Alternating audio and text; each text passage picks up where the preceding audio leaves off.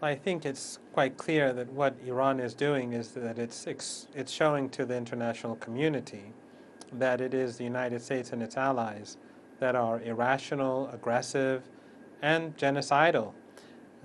We know that for the last 20 months, without the U.S. support, without European support, the Israeli regime would never have dared slaughter women and children the way they're doing now, day and night, 24 hours a day.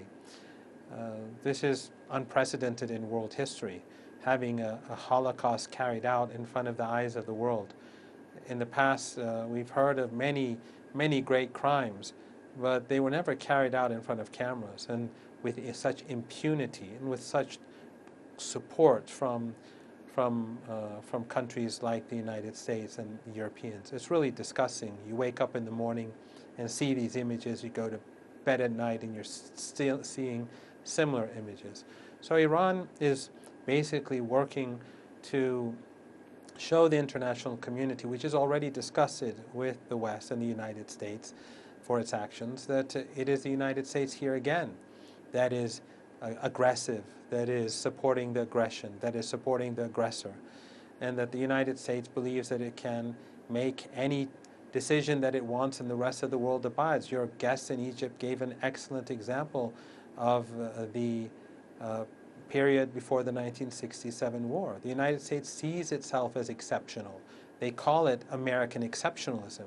In other words, they are above and beyond the rest of us. It's actually quite similar to the ideology that we have in Israel, the Zionism and the chosen people. They're above the rest of us. So they have special privileges and rights. So the Iranians are showing the international community that we are the reasonable side. We negotiate. We go to the negotiating table. We try to solve the problem.